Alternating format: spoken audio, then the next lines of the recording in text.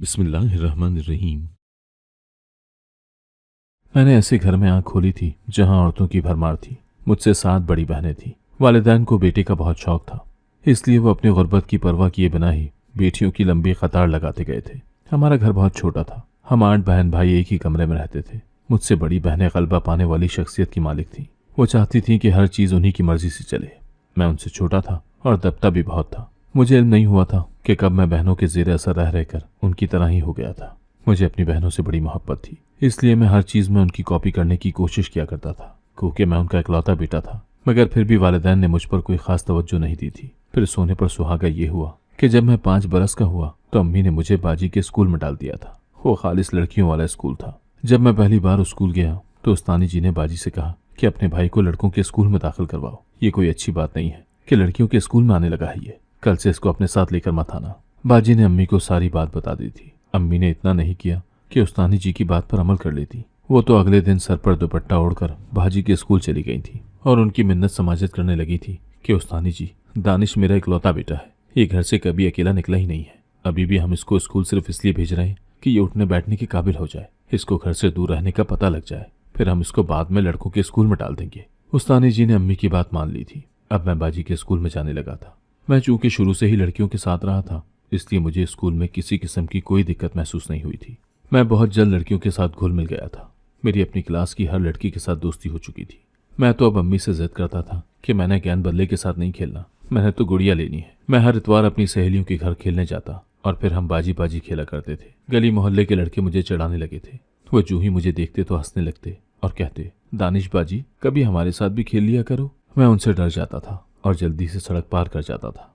मेरी अम्मी घर के कामों में ऐसी उलझी हुई थी कि उन्हें इस बात की कोई खबर ही नहीं थी कि ये सारा माहौल मेरे जहन पर क्या असर कर रहा है। अम्मी को तो इस बात की खुशी थी कि चलो मेरे बच्चे अपने आप में मशगूल है और मुझे तंग नहीं करते। खैर, मैंने लड़कियों के सरकारी स्कूल में ही 5 जमातें पास कर ली थी। अब चूंकि मैं बड़ा हो गया था, इसलिए मैडम ने कह दिया था कि अब दानिश हमारे स्कूल ना आया करे, इसको लड़कों के स्कूल में डाल दिया जाए। अम्मी को मजबूरन अब उनकी बात मानना ही पड़ी थी, इसलिए कहने लगी, चलो अब मैं तुम्हें लड़कों के स्कूल में दाखिल करवा देती हूँ। ये बात सुनकर ही मेरा दिल घबरा गया था। ऐसा लगने लगा था कि मेरा सांस बंद हो जाएगा। ऐसा लग रहा था कि मैं पूरी दुनिया में तन्हा रह गया हूँ। पहले दिन जब मैं स्कूल गया तो अपने इर्द गिर्द इतने लड़के देखकर मेरी तो जान ही निकल गई थी। मैं थर थर कांप रहा था। मैं जिस्मानी तौर पर मुकम्मल मर्द था, मगर मुझे अब अपने जैसे ही लड़कों से खौफ आ रहा था। कोई मुझे मुखातिब करता तो मैं थर थर कांपने लगता। उस्ताद जी सबक सुनाने का कहते तो मैं रोने लग जाता। मेरी ये हालत देखकर मेरी जमात के तमाम बच्चों ने मेरा बहुत मजाक उड़ाया था। मैं घर आकर रोता रहता और अम्मी से कहता कि मैंने स्कूल नहीं जाना, मैंने आगे नहीं पढ़ना। अम्मी वजह पूछती तो मैं कहता कि लड़की मेरा मजाक उड़ाते हैं। अम्मी सर झटक देती थी। उनके लिए तो ये कोई बड़ी बात ही नहीं थी। जब ये बात मैंने अपनी बाजी को बताई तो वो कहने लगी, आज के बाद जिस लड़के ने तुम्हारा मजाक उड़ाया उसके दांतों पर एक मुक्का जड़ देना, फिर देखना पूरे स्कूल में तुम्हारी कैसी दहशत फैल जाएगी। मैं तो ऐसा करने का सोच भी नहीं सकता था। बाजी हर रोज मुझसे बार बार इस्तफसार करती थी कि बताओ तुमने लड़कों के साथ लड़ाई की। मैं इनकार कर देता तो बाजी मुझे खूब मारती थी। अब मैं इन सब हालात से तंग आ गया था, इसलिए मैंने एक दिन स्कूल में एक लड़के की पिटाई ही कर डाली थी। वो मुझे बाजी दानिश कहकर मुखातिब किया करता था, जिसकी वजह से मुझे बहुत सुबकी होती थी। मैं तो शुरू से ही लड़कियों जैसा खेल खेला करता था। मुझे कहाँ इल्म था कि लड़कों में कितनी ताकत होती है। मैंने तो अपनी तरफ से 2-3 थप्पड़ उसको मारकर यही तस्वुर कर लिया था कि मैं तो बहुत ताकतवर हूँ। मगर फिर उसने मुझे जो पकड़कर मारा तो वो तभी रुका जब मेरा सर फट गया और खून निकलने लगा था। स्कूल में फौरी तौर पर डॉक्टर को बुलवाकर मेरी पट्टी कराई गई थी और मुझे घर भेज दिया गया था। अम्मी ने जब मेरी ये हालत देखी तो फूट फूट कर रोती रही थी। अब्बू ने भी लड़के के घर जाकर उसकी शिकायत उसके वालिदैन से की थी। अब मैं जरा बेहतर होने लगा तो अब्बू ने कह दिया कि अब तुम फिर से स्कूल जाने लगो। मैं तो स्कूल का नाम सुनकर ही फूट फूट कर रोने लगा था। मैं बोला, मरता मर जाऊंगा मगर स्कूल नहीं जाऊंगा। अम्मी भी मेरी ढाल बन चुकी थी। वो कहने लगी, दानिश ने पढ़ लिख कर कौन सा अफसर बन जाना है।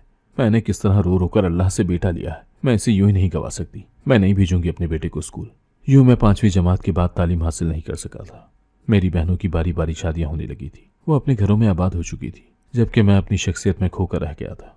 मैं खुद को तलाश करने की कोशिश करने लगा था। मैं अक्सर सोचा करता था कि मैं कौन हूँ। मैं था तो मर्द, मगर मर्दों से क्यों घबराता था। मैं हर वक्त डरा सहमा रहता था। अम्मी मुझे कभी किसी काम से घर से बाहर भेजती तो मुझे ऐसा लगता जैसे वो मुझे किसी महाज पर भेज रही हूँ। फिर एक दिन ऐसा हुआ कि मेरी तमाम बहनें ब्याह कर घर से रुखसत हो चुकी थी। अब्बू भी इस दुनिया से रुखसत हो गए थे। अब अम्मी और मैं ही घर पर रहे थे। मैं जवान हो चुका था। अम्मी एक दिन मेरे पास आकर कहने लगी, दानिश तुम अब अपने लिए कोई मुलाजमत ढूंढ लो। यूं ही हाथ पर हाथ रखकर बैठे रहोगे तो हम भूख से मर जाएंगे। मैं अम्मी के चेहरे की जानिब गौर से देखने लगा था। मैं इस दुनिया में तन्हा रह चुका था। मेरा कोई दोस्त नहीं था। वो सहेलियां थी तो वो अपने अपने घरों को रुखसत हो चुकी थी। आज मैंने सोचा कि अम्मी की शख्सियत में ही अपने लिए दोस्त ढूंढ लेता हूँ। मैं बोला, अम्मी, मुझे बाहर मर्दों से खौफ आता है। अम्मी ने मेरी जानिब बड़ी अजीब सी नजरों से देखा था। वो कहने लगी, क्यों, मर्द हैं या कोई भेड़िए जिनसे तुम्हें खौफ आता है? मेरी आंखें भीग गई थी। मैं बोला, अम्मी, मैं कभी मर्दों में उठा बैठा ही नहीं हूँ, इसलिए मुझे इल्म नहीं है कि मर्दों के साथ कैसे डील किया जाता है, उनके साथ कैसे उठा बैठा जाता है। अम्मी मुझे घूर कर बोली, मैं जानती हूँ कि ये सब तुम्हारी काम चोरी का बहाना है। अपना काम ढूंढाओ, आई समझ। और खबरदार, जो आज के बाद तुमने मेरे सामने इस तरह की जनाना बातें की। मैंने 7 बेटियां इसलिए पैदा नहीं की थी कि तुम 8वीं भी बेटी बन जाओ। अम्मी के जुमले बहुत सख्त थे। मेरी आंखों में आंसू आ गए थे। मैं उठकर बाहर आ गया था। अम्मी भी मेरी हालत से नावाकिफ थी। इस दुनिया में मेरा कोई भी नहीं था। मैंने सोचा कि चलो मैं अपने खौफ को छुपा लेता हूँ। दुनिया वाले मेरे अंदर का डर नहीं देख पाएंगे। मैं अपने ऊपर मर्दाना शख्सियत को हावी कर लेता हूँ। अब मैं सड़कों पर अकड़ कर चलने की कोशिश करता था, मगर मेरी चाल ढाल खास जनाना किस्म की थी। मैंने अब मोहल्ले में काम तलाश करना शुरू कर दिया था। मैं पहले दिन वर्कशॉप पर गया था ताकि गाड़ियां ठीक करने का काम सीख लूं। उस्ताद ने मुझे ये कहकर मौका भी दिया था कि दानिश, तुम्हारा बाप बड़ा भला माना शख्स था। मैं उसकी लाज रखकर तुम्हें अपने साथ काम पर रख रहा हूँ। ध्यान करना कि मुझे शिकायत का मौका मत देना।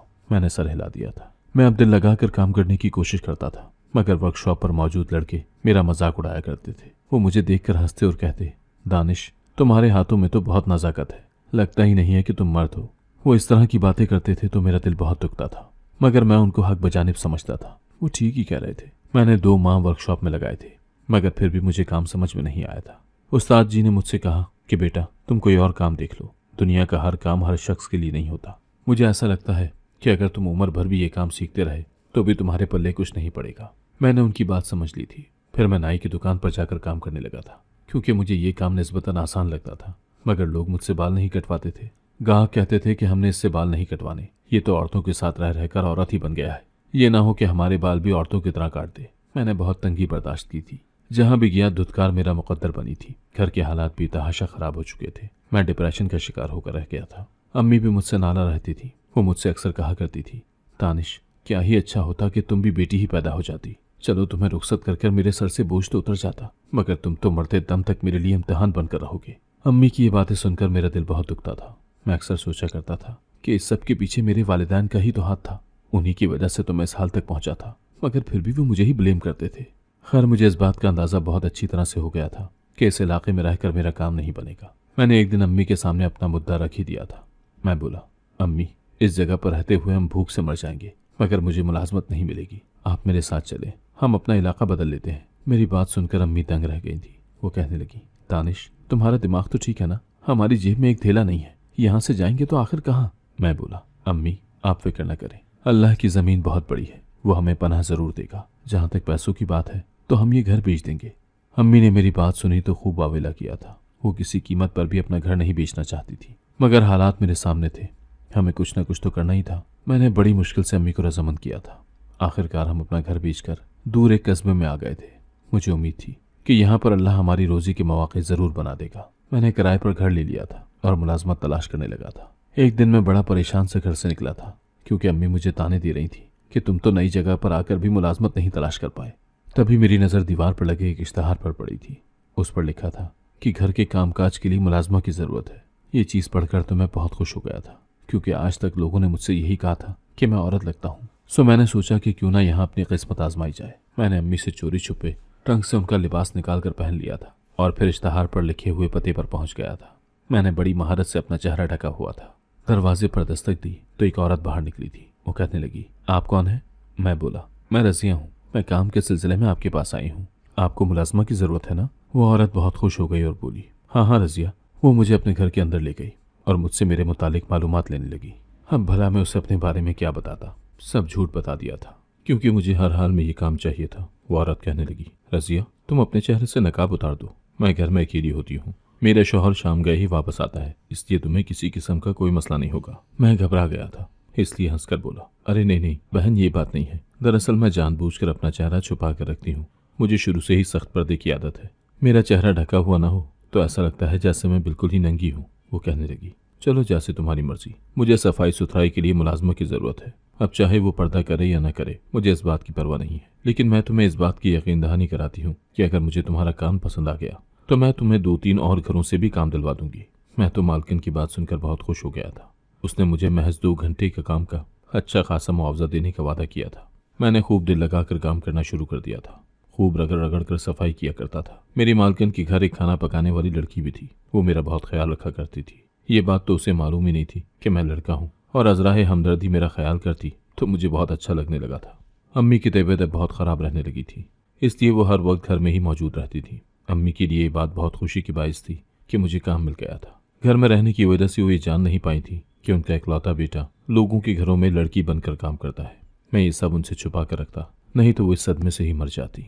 एक दिन मैं सफाई करने गया तो शेफ लड़की, जिसका नाम मारिया था, वो कहने लगी, आज तो मालकिन घर पर नहीं है, तुम 2 घड़ी बैठकर मुझसे बातें ही कर लो। मुझे भी मारिया अच्छी लगती थी, इसलिए मैं उसके पास बैठ गया था। वो अभी तक मेरी शनाख्त से नावाकिफ थी। वो मुझसे मेरी जात के मुतालिक सवाल जवाब करने लगी थी। मैंने सब कुछ झूठ ही बोला था। अब सच बताकर पकड़ा तो नहीं जाना चाहता था। फिर मैंने मारिया से उसके घर वालों के मुतालिक पूछा तो वो कहने लगी कि मैं मजबूरी के तहत मालकिन के घर खाना पकाने का काम करती हूँ। मेरी दादी दाई थी और मेरी अम्मी भी दाई है, मगर चूंकि मैं कंवारी हूँ इसलिए मुझे दाई का काम करने की इजाज़त नहीं है। मेरी जब शादी हो जाएगी तो मैं भी यही काम करने लगूंगी। तुम्हें इल्म है क्या, दाई के काम में बहुत पैसा है। मैं जितना पूरे 1 महीने में कमा लेती हूँ इतना तो मेरी अम्मी एक केस करके कमा लेती हैं। मैं बोला, तुम्हें दाई का काम आता है क्या? मारिया मुस्कुराने लगी और बोली, हमारे घरों की तो 4-5 साल की बच्ची भी इस इल्म में ताक हो जाती है। मैं उसकी बातें सुनकर बड़ा मुतासिर हुआ था। अभी थोड़ी ही देर गुजरी थी कि मालकिन घर पर वापस आ गई थी। उसके साथ एक और भी औरत थी। मेरी मालकिन कहने लगी, रजिया, अगर तुम मजीद घरों में सफाई का काम करना चाहती हो तो बता दो, ये मेरी सहेली है, इसे सफाई वाली की ज़रूरत है। मैं झट से बोली, हाँ हाँ, मैं काम करना चाहती हूँ। और यूं मैं दूसरे घर में भी सफाई सुथराई का काम करने लगी थी। देखते ही देखते मेरी बहुत से घरों में जान पहचान हो गई थी। मैं 4 घरों में सफाई का काम करती थी। यूं तो मैं एक ऐसे कस्बे से आन बसा था जहाँ ज़्यादा सहूलियात नहीं थी, मगर मुझे ये देखकर हैरत होती थी कि हर औरत एक दूसरे की मुकाबलाबाजी के चक्कर में सफाई सुथराई और कपड़े धोने के लिए मुलाजमा लाजमी रखती थी। एक दिन मैं काम में मसरूफ था कि एक औरत बड़ी घबराई सी मालकिन के घर आई।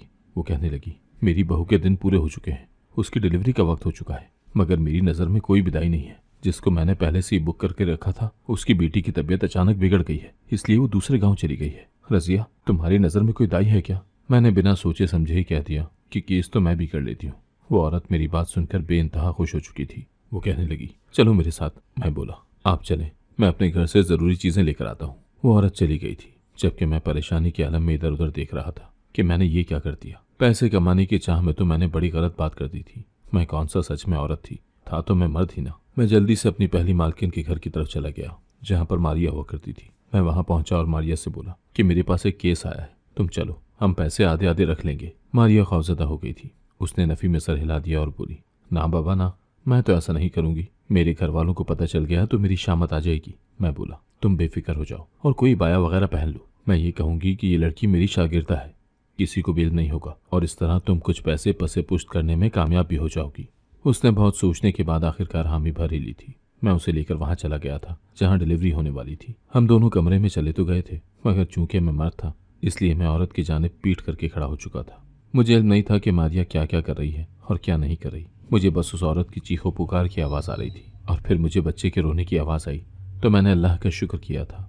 मारिया ने वो बच्चा मुझे थमा दिया तो मैं उसे तौलिए में लपेट कर बाहर आ गया था। मैं बोला, मासी, ये केस बहुत मुश्किल था, अल्लाह ने हमारी मदद की। चूंकि लड़का हुआ था तो लड़की की सास बेइंतहा खुश थी। उसने पूरे 6,000 मेरी हथेली पर रख दिए थे। मैं और मारिया खुशी खुशी घर वापस चले गए थे।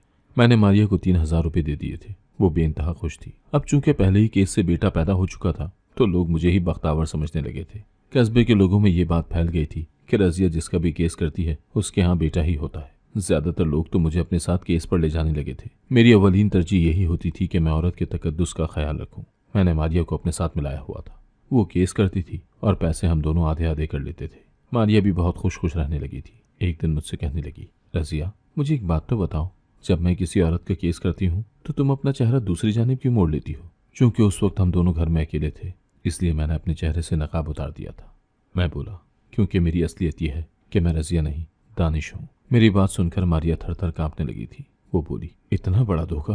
दानिश, तुम क्या सोचते हो कि तुम्हारी इस हरकत का किसी को पता नहीं चलेगा? मैं तो सोच भी नहीं सकती थी कि तुम पैसा कमाने के लिए इस हद तक गिर सकते हो। देखना मैं तुम्हें पूरे कस्बे में कैसे बदनाम करती हूँ। मेरी आंखों में आंसू आ गए थे। मैं बोला, मारिया, मैंने तुम्हें ये सब इसीलिए बता दिया कि मैं तुम्हें पसंद करने लगा हूँ। मैंने जो कुछ भी किया बहुत मजबूरी में किया है। मैं तुम्हें अपनी सारी रुदात सुना देता हूँ, फिर मैं फैसला तुम पर छोड़ दूंगा। तुम्हारी मर्जी है कि तुम मुझे कबूल करो या बदनाम कर दो। मैं उफ भी नहीं करूंगा। मैंने मारिया को शुरू से लेकर अब तक मेरी जिंदगी में जो कुछ भी हुआ था सब कुछ बता दिया। आज बहुत अरसे बाद मुझे कोई ऐसा इंसान मिला था जिसके आगे मैं अपना दिल हल्का कर सकता था। मैं रोता चला जा रहा था और ऐसा लग रहा था जैसे मेरे कंधों पर पड़ा हुआ बोझ आहिस्ता आहिस्ता सरक रहा है। मेरे दिल को सुकून मिल रहा था। जब मैं अपनी बात बताकर फारिग हुआ तो मैंने देखा कि मारिया की आंखें भी भीगी हुई थी। वो कहने लगी, दानिश, मुझे बहुत अफसोस है तुम्हारे साथ जो कुछ हुआ। मैं बोला, अगर तुम मुझे गलत नहीं समझती हो तो मेरा हाथ थाम लो, मुझे अपना लो। मारिया कहने लगी कि चलो ठीक है, मैं तुम्हें अपना लूंगी, मगर बात तो यह है ना कि तुम इस कस्बे में एक लड़की के तौर पर मशहूर हो। और देखो, एक लड़की दूसरी लड़की से शादी तो नहीं कर सकती ना। अगर हमने शादी का जिक्र किया तो लोग हमारे साथ जो सलूक करेंगे तुम सोच भी नहीं सकते। मैं बोला, तुम बेफिक्र हो जाओ, हम ये गाँव छोड़कर चले जाएंगे। मैंने जिन घरों में पूरे महीने के लिए काम किया है वहां से अपनी अपनी तनख्वाहें ले लें, तो फिर हम यहाँ से रुखसत हो जाएंगे। मारिया ने सर हिला दिया था। चूंकि रमजान मुबारक का बाबरकत महीना चल रहा था और मुझे उम्मीद थी कि ईद वाले दिन मुझे ईदी भी मिलेगी और मेरी तनख्वाह भी। बस मुझे इतना सा इंतजार करना था। मैं हर चीज से लाताल्लुक हो चुका था। मेरे सर पर तो बस पैसा कमाने की धुन सवार थी। अब मेरी अम्मी अक्सर बीमार रहा करती थी। वो मुझसे कहती, दानिश, तुम तो इस कस्बे में आकर सब कुछ ही भूल गए हो। मुझे अपनी बेटियों की बहुत याद आती है। तुमने तो कभी फोन पर भी मेरी बात नहीं कराई उनसे। मेरी बच्चियों का नंबर ही मिला दो, मैं उनसे मिले बगैर, बात किए बगैर मरना नहीं चाहती। मैं अम्मी से बोला, आप बिल्कुल फिक्र मत करें, इस ईद पर मैं आपको आपकी सारी बेटियों से मिला दूंगा। अम्मी मेरी बात सुनकर बेइंतहा खुश हो चुकी थी। रमजान के आखिरी अय्याम चल रहे थे जब एक शब मेरे घर के दरवाजे पर जोर जोर से दस्तक हुई थी। मैंने दरवाज़ा खोला तो एक बेवा औरत मेरे पास आई और बोली, मेरी बहू जो एतकाफ में बैठी थी उसकी डिलीवरी का टाइम आ चुका है, प्लीज़ बेटी मेरी मदद करो वरना वो मर जाएगी। मैं बड़ा घबरा गया था क्योंकि मैंने तो कभी ख्वाब में भी नहीं सोचा था कि मुझे इस मरहले से भी गुजरना पड़ सकता है। इस वक्त तो मैं मारिया को भी उसके घर से नहीं बुला सकता था, मगर उस औरत की जान बचाना भी तो ज़रूरी था, इसलिए साथ चला गया। मेरा दिल बहुत बुरी तरह से घबरा रहा था। अब आगे क्या होने वाला था वो तो सोच सोच कर ही मेरा दिल घबरा रहा था। खैर, मैं उस नेक और पर्देदार लड़की के कमरे में गया तो उस वक्त मेरी जान निकल गई, क्योंकि वो कोई और नहीं, मेरी सगी बहन थी, मुझसे बड़ी बहन, जो इस वक्त शदीद दर्द की कैफियत से गुजर रही थी। वो चिल्ला रही थी और मुझसे कह रही थी, बहन, खुदा के लिए मेरी मदद करो। ये देखकर तो मैं थर थर कांपने लगा था और मुझे ठंडे पसीने आने लगे थे। फिर मुझे कुछ इल्म नहीं हुआ था कि क्या हुआ और क्या नहीं। मैं बेहोश हो गया था। 3-4 घंटे बाद मुझे होश आया तो मैं अपनी बहन के बेड पर पड़ा हुआ था। मेरे चेहरे से नकाब उतरा हुआ था। मैं एकदम से घबरा कर उठ बैठा था और तब मेरी नज़र हाजरा पर पड़ी थी। वो मुझे देख कर रो रही थी। कहने लगी, भाई, पैसे की खातिर तुमने कितनी औरतों का तकद्दुस पामाल किया है। मैं फूट फूट कर रोने लगा था और सारा किस्सा उसके गोश गुजार कर दिया और कस्में खा खा कर इस बात का यकीन दिलाया था कि मैंने कुछ भी ऐसा नहीं किया जो खिलाफ फितरत हो। तब मेरी बहन कहने लगी, दानिश, ये अल्लाह का मौजज़ा है। ये उसकी तरफ से हुआ था कि तुम मुझे देखते ही बेहोश हो गए, नहीं तो न जाने क्या हो जाता। तुम तो मेरे भाई हो ना, तुमसे मेरी तकलीफ देखी नहीं जानी थी, और अगर तुम मेरी मदद करने की कोशिश करते तो कितना बड़ा गुनाह हो जाता। मेरा सारा वजूद थर थर काँप रहा था। अल्लाह बेशक बहुत असीम है, इंसान कहाँ उसकी शान तक को भी पहुँच सकता है। मेरी बहन ने बताया था कि जैसे ही मैं बेहोश हुआ अल्लाह ने उसकी मदद की और उसकी ज़च्ची का अमल आसान हो गया। ये शुक्र था कि किसी और को इस बात का इल्म नहीं हुआ था कि मैं मर्द हूँ। मेरा अपनी बहनों के साथ कोई रब्ता नहीं था, इसलिए मुझे इल्म नहीं हो सका था कि मेरी बहन भी इसी कस्बे में आकर बस गई है जहाँ मैं रहने आया हूँ। खैर, मेरी बहन अम्मी से भी मिलने आ गई थी। फिर मैंने तीसरी जगह हिजरत कर ली थी। यहाँ आकर मैंने शादी कर ली और एक इज्जतदार मर्द की तरह जिंदगी गुजारने लगा था। मैंने अपनी दुकान डाल ली थी और तमाम बहनों के साथ राब्ता बहाल कर लिया था। मारिया मेरे लिए बहुत अच्छी बीवी साबित हुई थी। मेरी जिंदगी में सुकून ही सुकून आ गया है। मैंने अपने डर और खौफ पर काबू पा लिया है। अब मुझे मर्दों से डर नहीं लगता। मेरी तमाम वालिदैन से गुजारिश है कि खुदारा बचपन में अपने बच्चों की देखभाल पर खुसूसी तवज्जो दें। बचपन में इंसान की शख्सियत में रह जाने वाली कमियां कभी पूरी नहीं हो सकती। हर औलाद को भरपूर तवज्जो और प्यार दें। अगर आपको आज की कहानी पसंद आई है तो वीडियो को जरूर लाइक कीजिएगा और अपने दोस्तों के साथ भी शेयर कीजिएगा। और हाँ, अगर आपने अभी तक हमारा चैनल सब्सक्राइब नहीं किया तो जरूर सब्सक्राइब करें। मिलते हैं कल एक नई और दिलचस्प कहानी के साथ। अल्लाह हाफिज।